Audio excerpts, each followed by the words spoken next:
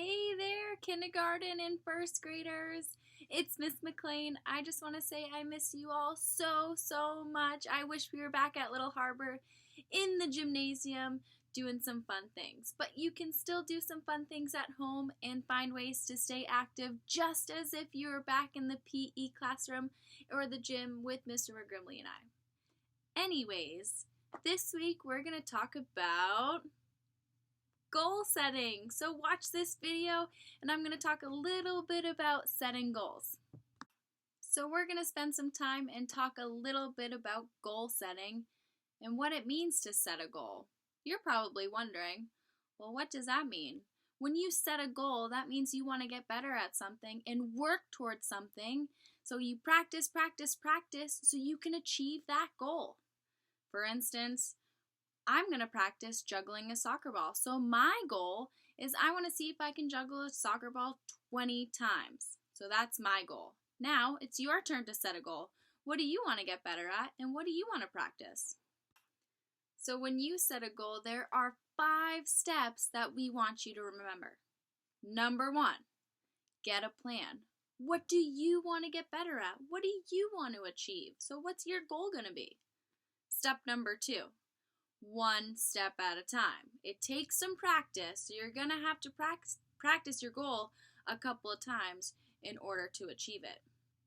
Step number 3, act on the goal. You've got to practice. In order to get your goal and to achieve it, you've got to tell yourself, I've got to practice. So for my goal, I've got to make sure I'm practicing juggling a soccer ball. And part of that 5-2-1-0 plus challenge is staying active. So your goal can go towards that 1 hour of activity time that Mr. McGrimley talked to you about. Step number 4, learn from your goal. Well, maybe you got to keep practicing if you're not there yet. And once you're there, you can move on to step 5 and start again. Maybe you want to get better at that or have a new goal. If you achieve your goal, make a new one. So follow those 5 steps and you can practice your goal. Once you decide what goal you want to set for yourself, I want you to draw it. On this worksheet, you're going to see a big square. I want you to draw your goal. Draw yourself practicing that goal. And then underneath it, tell us what your goal is. Mr. McGrimley and I can't wait to hear what goals you've set for yourself.